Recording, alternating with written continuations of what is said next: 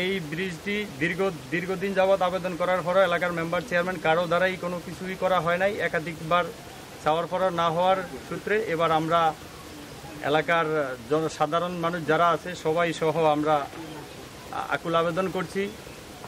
স্থানীয় নেতৃবৃন্দ যারা আছেন তাদের মাধ্যমে আমরা যাতে এই কালভার্টটি দ্রুত করা সম্ভব হয়।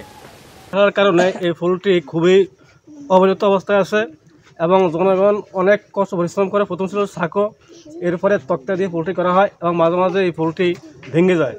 এতে অনেক মা বাবারা যখন অসুস্থ হয়ে পড়ে তাদেরকে আসলে অনেক কষ্টকর হয়ে পড়ে।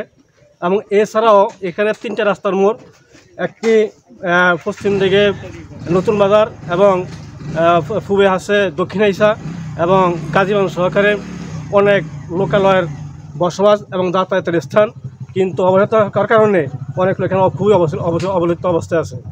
আমরা আপনাদের কাছে আকুল আবেদন যাতে দ্রুতভাবে এই কাজটা এবং পুলটি ব্রিজ আকারে এবং ভালোভাবে যাতে পুলটি হইতে পারে আমরা আপনাদের প্রতিনিধির কাছে আকুল আবেদন।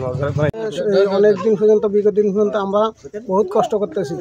আমাদের এই বিভিন্ন ফলাফল ফরিয়া যাইতে আছে, আমরা বুড়া মানুষ যারা আছে তারা ফরিয়া যাইতে আছি। এই সাক্কা ভাঙ্গা অনেক সময় ফরিয়া গেছে, সাক্কার প্রধান ব্রিজ হয়েছে, এই ব্রিজ ভাঙ্গে আমরা অনেক লোক ফরিয়া গেছি গিয়া কাঠের ব্রিজ।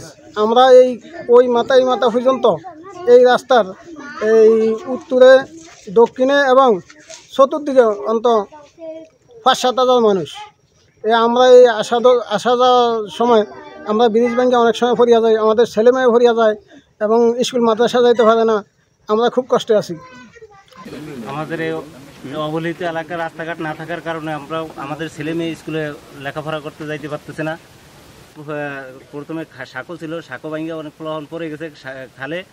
তারপর আমরা এলাকার মানুষের চাঁদা ধরে এই পুলটি তক্তা দিয়ে করা হয়েছে, এখন আবার ভেঙে গেছে। এই জন্য এখন আমাদের এই মানববন্ধের কাছে আকুল আবেদন আমাদের কালভার্টটি সুন্দর দেখার জন্য বিশেষ অনুরোধ বলো।